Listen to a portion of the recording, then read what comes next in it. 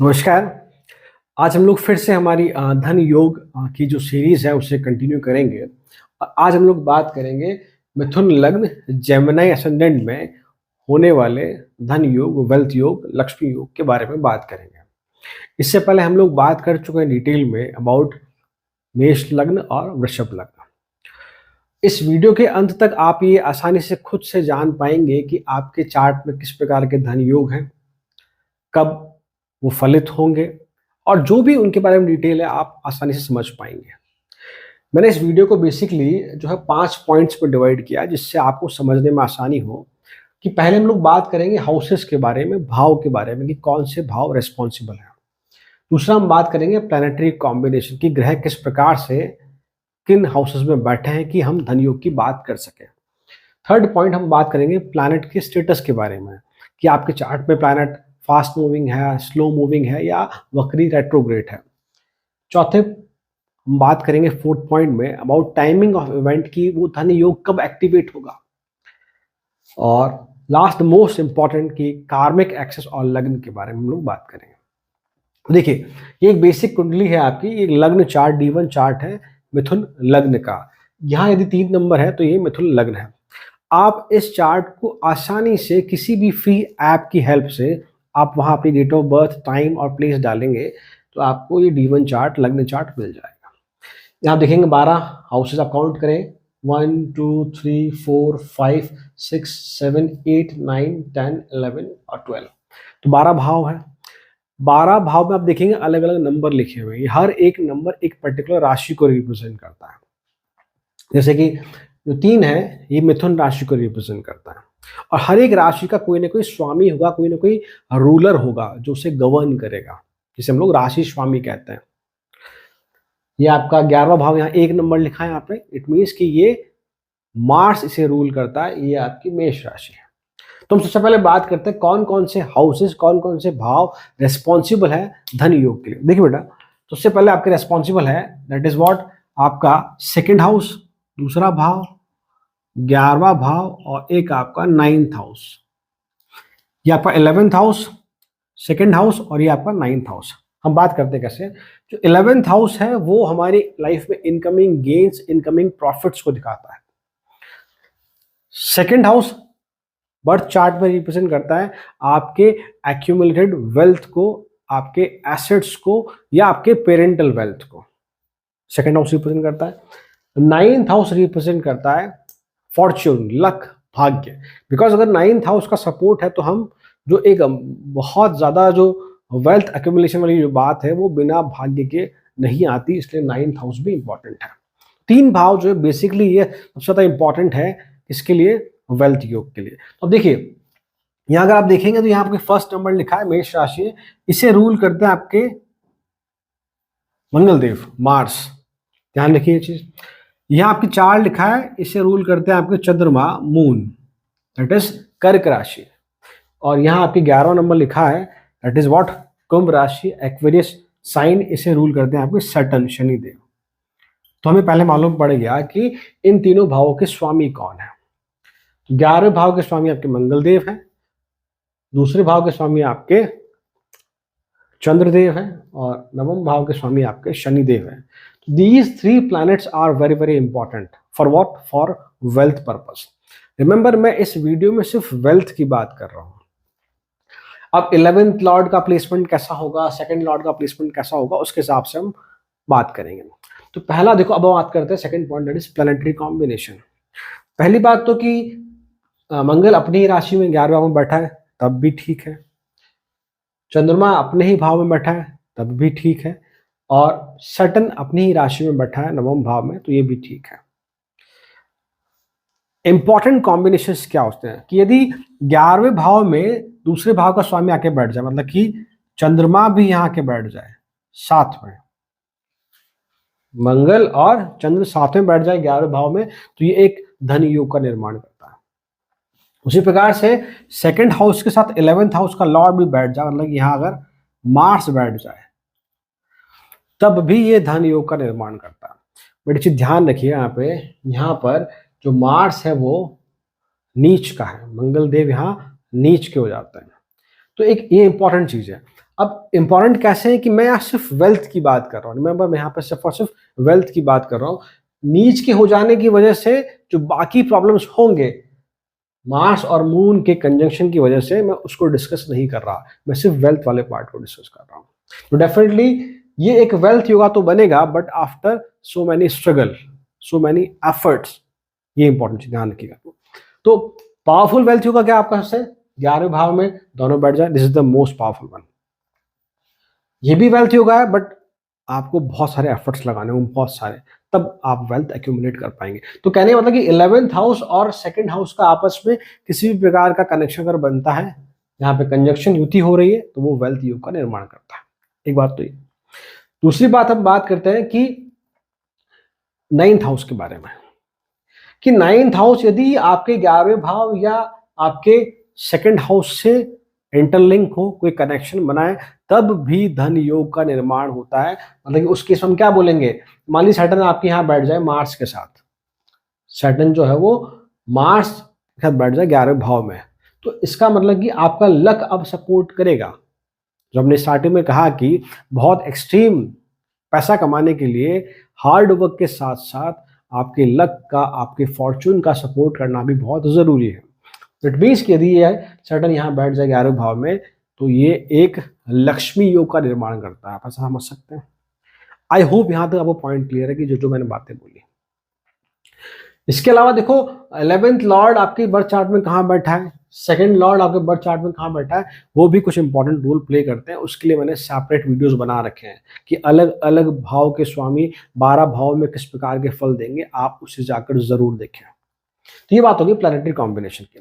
अब एक और इम्पॉर्टेंट जो आप कह सकते हैं कि मिथुन लग्न में एक योग बनता है, उसकी मैं बात करता हूँ, जो कि इनसे भी ज्यादा इंपॉर्टेंट है मेरे हिसाब से। मान लीजिए कि यहाँ आपके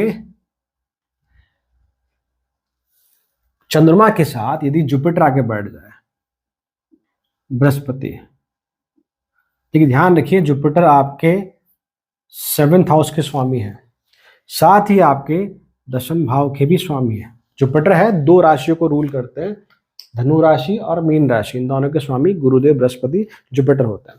तो यदि जुपिटर और मून यहां बैठ जाए, तो ये एक पावरफुल योग है। किस प्रकार से समझिए, ये बनाता है यहां पर गज केसरी योग, गज केसरी योग। और ये एक आप कह सकते हैं सबसे ज्यादा जो शुभ योगा है उसमें काउंट किया जाता है। Is the one of the most auspicious yoga in what birth chart.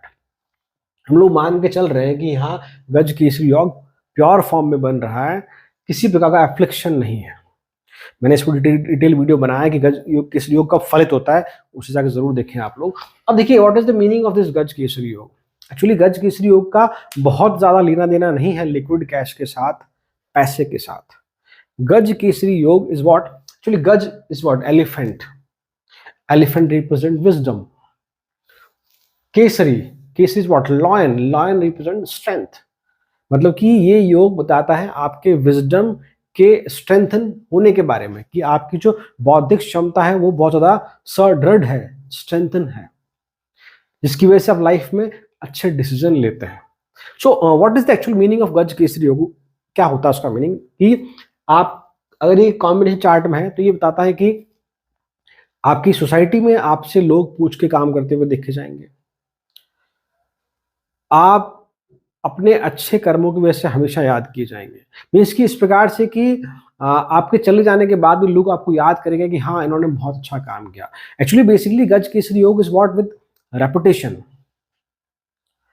या आपके बिलीफ सिस्टम का एक योग है जो बताता है कि हमारा बिहेवियर कैसा सोसाइटी में, जिसकी वजह से आपके बहुत सारे कनेक्शंस हो सकते हैं, बहुत लोग आपसे पूछ के काम करते हुए देखे आते हैं, बहुत फंक्शंस में आपको बुलाया आता है। दैट इज व्हाट द गज केसरी योगा, कि ये आपको समृद्धि देता है, सोसाइटी में आपको एक्सेप्टेंस देता है, लोग आपसे बहुत पूछते हैं, बहुत डिस्कस करते हैं, लोग आपको बहुत मानते हैं। दैट इज व्हाट द गज केसरी योगा। बिकॉज गज केसरी योगा हमने कहा कि आपके विजडम को स्ट्रेंथन करेगा, तो आपके IQ को और आपकी EQ को, इमोशनल क्वेश्चन और आपके इंटेलिजेंस क्वेश्चन दोनों को बढ़ा देता है। सो मेरे हिसाब से ये एक बहुत पावरफुल योगा है। आई होप ये पॉइंट क्लियर। तो these are the basic planetary combination जो ये योग बनता है। अब एक और इम्पॉर्टेंट बात कि ध्यान रखिए कि यहाँ जो 7th लॉर्ड है आपके मिथुन लग्न में, ये एक बाधक ग्रह है, एक बाधक ग्रह है। एक्चुअली राशियों को 3 तरह से डिवाइड किया गया है, फिक्स साइन, मूवेबल साइन और एक आपका डुअल साइन, द्विस्वभावी राशि, चर राशि और एक स्थिर राशियां। तो ये एक द्विस्वभावी डुअल साइन है। तो डुअल साइन वाले असेंडेंट में सप्तम भाव का स्वामी बाधक होता है, बाधक होता है। बाधक मतलब कि जो कहीं ना कहीं इनिशियल स्टेज पे प्रॉब्लम ऑब्स्टेकल्स क्रिएट करेगा। मैं फिर से कहूँगा, इनिशियल स्टेज पे ऑब्स्टेकल्स क्रिएट करेगा, कि जहां आपको किसी चीज को पाने में किसी और को 4 साल लग रहे हैं, होता आपको 5 साल लगे। Means you have to put more efforts.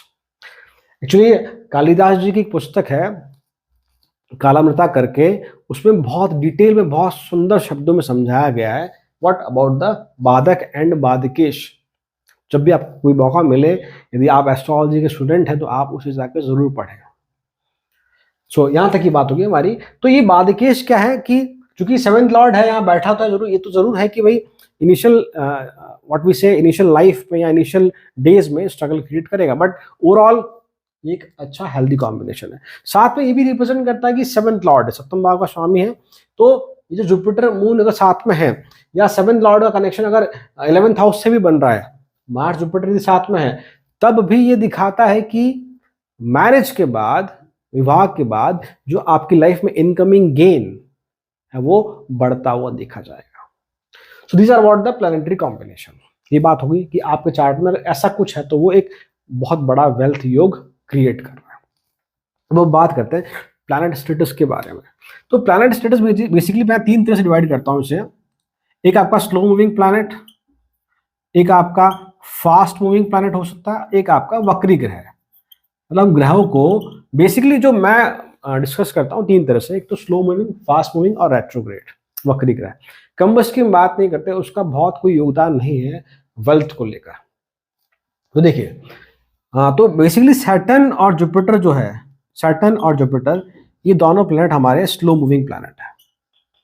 वहीं इसके अलावा जो प्लैनेट आप कह लीजिए, मून कह लीजिए आप, मार्स, वीनस, सन, ये सब आपके फास्ट मूविंग प्लैनेट है। These are what, these are the fast moving planet. Actually में आप जानते हैं कि जुपिटर जो है वो एक राशि में लगभग 1 साल तक रहता है, वहीं शनिदेव एक राशि में लगभग 2.5 साल रहते हैं। तो ये स्लो मूविंग प्लैनेट है। तो यदि ये 11वें के और दूसरे के स्वामी हो, और अगर इनका 11वें भाव दूसरे भाव से अगर लिंक बनता हो, तो ये बताता है कि जो वेल्थ एक्युमुलेशन है, जो इनकमिंग प्रॉफिट है लाइफ में, वो धीरे धीरे आएगा, बट वो स्टेबल होगा, लॉन्ग लास्टिंग रहेगा।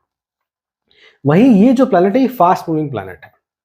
तो जैसे आपके चार्ट में देखेंगे तो आप 11वें भाव के सामने आपका मंगल देव है, जो कि फास्ट मूविंग प्लैनेट है। तो ये भी रिप्रेजेंट करता है कि अगर ये जो कॉम्बिनेशन मैंने बताया अगर चार्ट में है, तो wealth accumulation, incoming profit, incoming gain आपकी लाइफ में थोड़ा इजी है। और साथ ही हमने बात करी कि 11th और 2nd में अगर ये ऐसा कुछ है, ये प्लैनेट्स अगर आपके चार्ट में है, तो वो बताता है कि प्रॉफिट बनाना थोड़ा आसान है। बट ध्यान रखिएगा, स्पेशली मून और मरकरी, मैंने मरकरी लिखा नहीं है, यदि मून और मरकरी का रिलेशन बनता है 2nd या 11th हाउस से, तो जो पैसा है वो जब बनता जल्दी है, बट साइकिल में आता है, 2 साल आया फिर 2 साल नहीं आया, that sort of thing is there. और एक इंपॉर्टेंट रेट्रोग्रेड, वक्री ग्रह। हम लोग अगर आप चार्ट में देखेंगे, मान लो कि आपको चार्ट पर ऐसा लिखा है किसी का स्टार लगा, सपोज कीजिए ऐसा कुछ स्टार लगा है, तो वो रिप्रेजेंट करता है कि वो वक्री ग्रह है। तो यदि मान लीजिए आपके 11th लॉर्ड या तो ये आप सब 9th लॉर्ड है, मान लीजिए ये वक्री हो, सपोज कीजिए यही वक्री है, या 9th लॉर्ड यहाँ बैठ जाए सैटर्न और वक्री हो। वक्री रेट्रोग्रेशन का बहुत सिंपल सा मीनिंग है कि ये आपके कुछ जो कार्मिक बैगेज है उनको रिप्रेजेंट करता है। पिछले जन्म के कुछ आपके बैगेज, आप कुछ कर्म लेके चल रहे हैं इस जन्म में भी, उसको रिप्रेजेंट करता है। In short, in simple words की अब आपको कुछ ज्यादा एफर्ट्स लगाने पड़ेंगे। कहने का मतलब है कि मान लीजिए ये यहाँ ही बैठे शनिदेव, या फिर यहाँ बैठे 11वें भाव में, तो दिखाता है कि जहाँ किसी और को किसी चीज को पाने के लिए अगर 5 साल लग रहे हैं, तो आपको शायद 7 साल 8 साल लगेंगे, आपको एक्स्ट्रा एफर्ट्स लगाने पड़ेंगे। रेट्रोग्रेशन, वक्री, ये भी दिखाता है कि मान लीजिए आप किसी प्रोफेशन में हैं, मान लीजिए आप एक्स प्रोफेशन में हैं, तो आप वहाँ उस प्रोफेशन में अपनी क्राफ्ट को बहुत स्ट्रेंथन करना चाहते हैं, बहुत डीप डाइव चले जाते हैं, बहुत परफेक्शन को चीज करने की कोशिश करते हैं, तो उसकी वजह से भी कई बार चीजें थोड़ी डिले हो जाती है। That is the meaning of retrogression. तो उसकी वजह से आपको समय ज्यादा लगता है। बट ध्यान रखिएगा, वक्री ग्रह और स्लो मूविंग प्लैनेट, यदि इनका 11th या सेकंड में अगर कोई कॉम्बिनेशन बन रहा है, तो वो दिखाता है कि पैसा या वेल्थ लेट आएगी, धीरे धीरे आएगी, बट लॉन्ग लास्टिंग रहेगी। This is the what we say benefit of these planets, slow moving और रेट्रोग्रेड। आई होप यहाँ तक समझ में आया आपको। हम बात करते हैं टाइमिंग ऑफ इवेंट्स की। तो देखिए, बेसिकली इसको हम दो तरह से डिवाइड कर रहे हैं, एक तो अंतरदशा, एक आपका ट्रांजिट। ट्रांजिट से मतलब गोचर से मतलब कि यदि मान लीजिए आपके लग्न चार्ट में जन्म के समय आपका D1 चार्ट में मान लीजिए कि मंगलदेव यही थे, 11वें भाव में ही थे, तो मंगलदेव जब वापस गोचर करके 11वें भाव में आएंगे, इसी राशि में आएंगे, तो उस समय आप फील करेंगे यू गेट मोर अपॉर्चुनिटी। मतलब कि इसको ऐसे समझिए आप कि मान लीजिए कि पहले जहां आप 4 इंटरव्यू देने गए और आपका एक ही इंटरव्यू क्लियर हुआ या माइट भी नहीं भी हुआ, तो अब आपके पास पहली बात तो अपॉर्चुनिटी बढ़ जाएगी, आपके पास अब 6 इंटरव्यू देने के मौके होंगे और शायद आपका अब एक से ज्यादा 2 या 3 इंटरव्यू भी आपके क्लियर हो जाएंगे, कि कहीं ना कहीं अपॉर्चुनिटी बढ़ जाती है। ट्रांजिट और अंतर्दशा, जब भी मान लीजिए 11वें भाव के स्वामी की अंतर्दशा आती है, सेकंड हाउस के स्वामी की अंतर्दशा आती, तब भी आपको रिजल्ट पॉजिटिव साइड में देखने को मिलेंगे।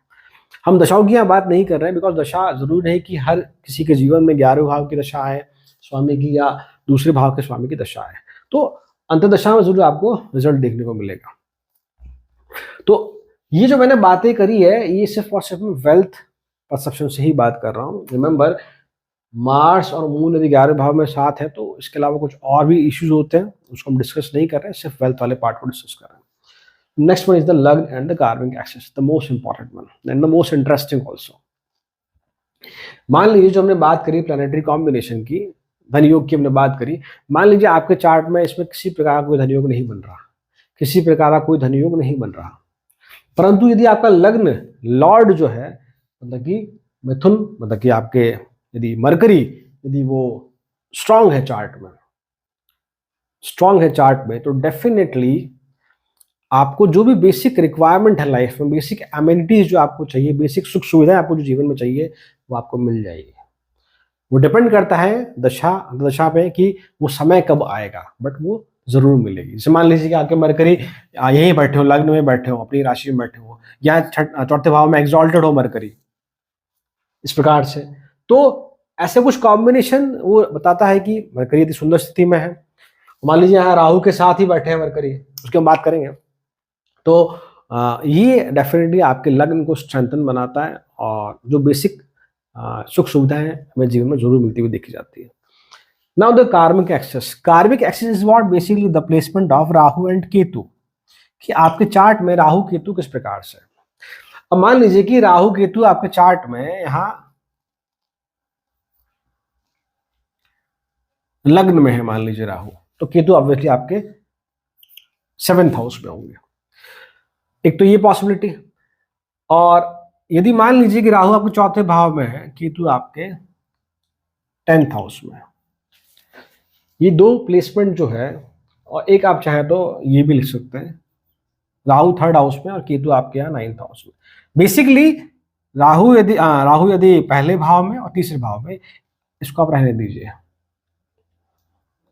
अगर ये दो कॉम्बिनेशन आपके चार्ट में अगर है, तो डेफिनेटली ये कार्मिक एक्सेस है। जो हमारे कार्मिक एक्सेस का मतलब ये है, अब ध्यान रखिए, आपके चार्ट में जहां भी राहु और केतु प्लेस्ड होंगे, वो ये बताते हैं कि लास्ट बर्थ में आपने कुछ चीजें जो छोड़ दी, जो आपको नहीं मिली, वो अब आपको इस जन्म में भोगनी है। दैट इज द, जहां राहु बैठेंगे, और केतु जहां बैठेंगे वो बताता है कि लास्ट जन्म में, पिछले कहीं जन्मों में या लास्ट बर्थ में आपने उस चीज पे बहुत अच्छे से काम किया है। मान लीजिए कि राहु केतु का 7th हाउस में है, इट मीन्स कि आपने पिछले जन्म में रिलेशनशिप पे, मैरिज पे बहुत काम किया, अब वहाँ पिछले जन्म में ही आप वहाँ ध्वजा गाड़ चुके हैं, आपने उस चीज को कनकर कर लिया है, तो अब इस जन्म में वहां से आपको डिटैचमेंट से फील होगी। मैंने Rahu Ketu in all the houses, Rahu Ketu axis different different houses में मैंने डिटेल वीडियो बनाए हैं, आप उनको जाकर जरूर देखिए। हम यहाँ बात कर रहे थे कि यदि मान लो राहु यहाँ पर है या फिर यहाँ पर है, तो ये यहाँ पर एज ए एम्पलीफायर काम करता है, एज ए कैटलिस्ट यहाँ काम करता है कि जो पहले इन योगों की वजह से मान लीजिए आप 2x पॉसिबिलिटी थी कि आप 2x कमा लेंगे, अब राहु यहाँ आपको 5x की तरफ 6x की तरफ ले जाएगा अगर ये प्लेसमेंट है। मतलब कि यहाँ Rahu as a catalyst as a amplifier काम करता है। मान लीजिए मरकरी भी साथ में है, तो राहु मरकरी अब ये दिखाता है यहाँ पर कि यदि आप किसी ऐसे फील्ड में हैं जहां पर कम्युनिकेशन हो, सेल्स हो, मार्केटिंग हो, सिमिलरली यहाँ पर भी मैं कहूँगा राहु मरकरी यदि साथ में है, तो आप ऐसे किसी फील्ड में जहां डिप्लोमेसी बहुत रिक्वायर्ड है, जब पब्लिक डीलिंग बहुत रिक्वायर्ड है, आप बहुत अच्छा करते हुए दिख जाता है। सो राहु का ये जो राहु केतु जो एक्सिस है ये एज ए कैटलिस्ट काम करता है।